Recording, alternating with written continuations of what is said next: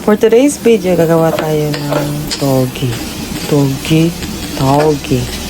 Ay, basta yung munggo na pinatubo mo, yun na yun. Konti lang palang gagawin natin kasi first time ko to at try lang naman to. Kaya konting-konting munggo lang, yung basta lang natabunan yung paglagayan mo.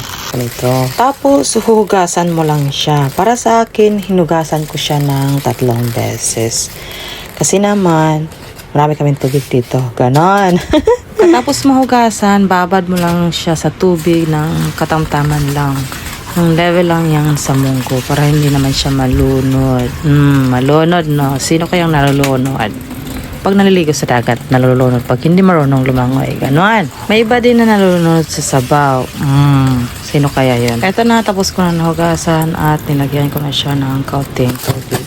At na-level ko lang yung mga munggo para hindi naman siya magpatong-patong pagtutubo na siya. Kung magtaka kayo bakit ko pinatong dyan sa pinakataas para siya makita sa ilaw or ma-expose siya sa my lights. Ganon, in English ko lang, no? At ito na, after 1 day, may mga konti na siyang ugat. May naisip sa ugat-ugat na yan. Tapos, kung kaunti na lang yung tubig, dagdagan niya ulit. At binalik ko na siya kung saan siya dapat nakalagay. See you on second day. At ito na, second day. Let's see kung ang hinitsura ng munggo. Pag ibabad sa tubig for second day.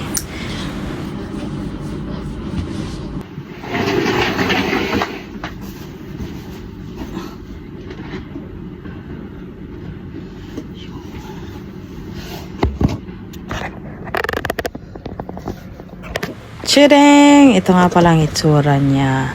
Medyo wala na siyang balat.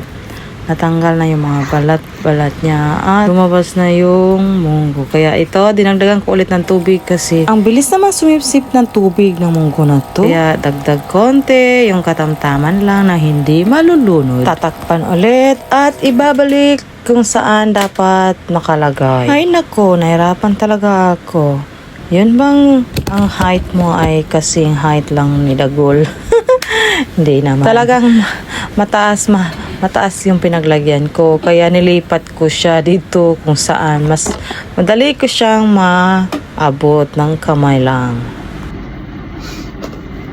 At ito na, for third day, may mga maliliit na dahon na siya at medyo mahaba na yung ugat niya or yung roots. Pansin ko, ang bilis na lang tumubo ng munggo, no? In fairness, tubig lang ang gamit dyan. Ito na, nakalimutan ko for 4th days. Tingnan natin. Ay, marami na siyang mga dahon. Dapat pala talaga, siya, araw-araw mo siyang i-check. Nakalimutan ko kasi, kaya pang 5th days na ito siya. Busy ang person kaya nakalimutan ko yung 4th day. Ay, hindi ko na-check kung anong itsura. Ito na at ready na tayong magluto ng togi. Tama ba? Basta, yun na yun. Lulutuin ko na siya at baka naman mangugat na to at pwede na akong mag-harvest dito kung hindi ko na ito lututuin. Hindi pala siya pantay yung pagkatubo. Yung sa ibabaw may mga dahon na. Yung sa ilalim ay siyang dahon. Talagang yung beans lang lumabas sa balat niya. Ito na yon at oh my God, mahirap pala maghugas. Kasi yung iba hindi nahihiwalay yung balat niya sa munggo. Kaya kailangan ng tiyaga at tingnan nyo naman. Ano yan? Sama-saba na lahat. Ewan ko lang, hindi ko na nabilang kung ilang beses ko siyang nahugasan. Basta yun na yun. Mahirap. Kaya ito na, niluto ko na siya. Type kong lutuin to gamit ang minced beef at saka lagyan ko na ng carrots at saka cabbage. Tapos dagdag na yung togi sa last kasi madali lang siya maluto. At yun na, pwede na tayong kumain. Sa inyo, depende na kung anong trip yung luto nito.